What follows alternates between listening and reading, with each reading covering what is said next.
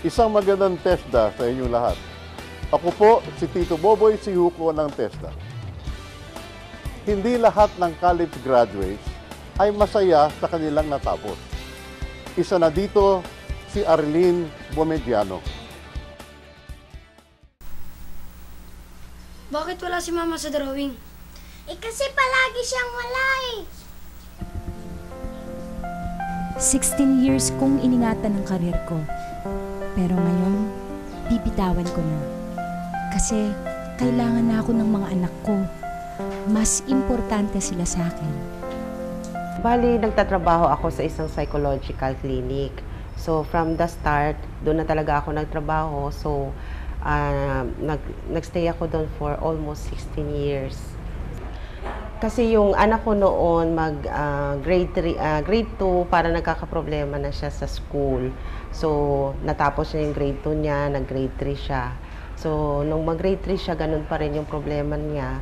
So nung mag-grade 4 na siya, talagang nag-decide ako na kailangan ko nang mag-stay sa bahay at asikasuhin ko na yung anak ko. Ate? Ang ganda ng bulaklak. Ay ba nandito ka? Ayun, nabalita ako, napanood ko kagabi. Nagsarado yung insurance company natin. Ha? Sa isang linggo na yung bayaran ng tuition namin. Paano yung mga pamangkin ko?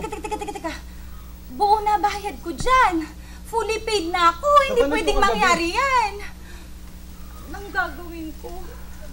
Pwede ba magpunta doon? Pwede ba tayong magreklamo? Paano na yung pera natin? Diyos ko. Bumalik ka ron. Ayain mo si nanay. Alamin kung paano ako makakakuha ulit ng pera doon. Bayad na ako doon.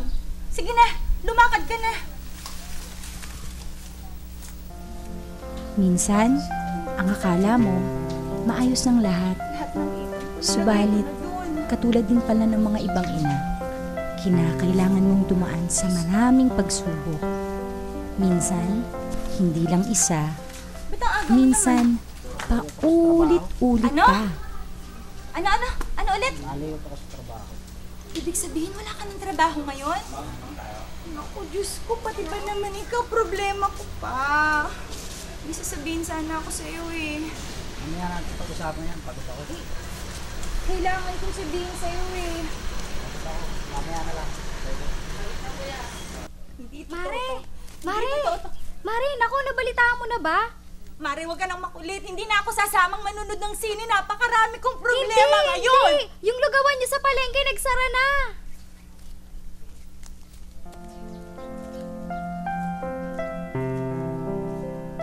Malas ba ako? Anong kamalasan to?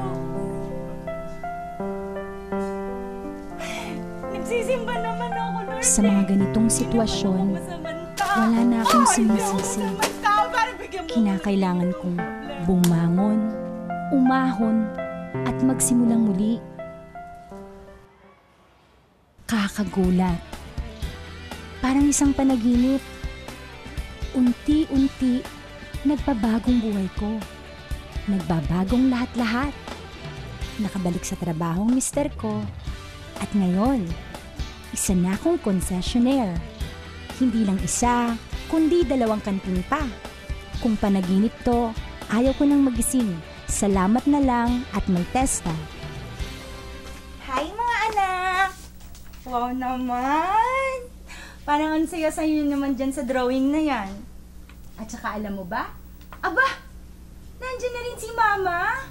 Dahil sa TESDA, kahit anong bagyo, hindi na ako matitinag. Kayong lahat, hinahamon ko maging negosyante kagaya ni Arlene. Hayaan ninyong tulungan ko kayo. Pareho ni Arlene. Tawag na sa hotline 887-7777. Ulitin po natin. 887-7777 or 0917-479-4370. Ulitin po, 0917-479-4370 or 0918-273-8232. Uli po, 0918-273-8232. Sa Pangulong Gloria Scholarships, gaganda ang buhay mo. may libreng training ka na, may allowance ka pa. Sa TESDA, may laban ka.